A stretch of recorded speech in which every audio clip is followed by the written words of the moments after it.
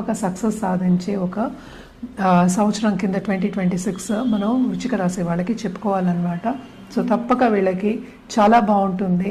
Especially మనం చూసాము అంటే మనకి జూన్ నుంచి అక్టోబర్ వరకు బ్రహ్మాండంగా ఉంటుందని చెప్పాలి. ఎందుకంటే 2nd and 5th lord exaltation పొజిషన్లో ఉంటారు. సో తప్పక వీళ్ళకి ఫైనాన్షియల్ స్టెబిలిటీ ఉంటుంది.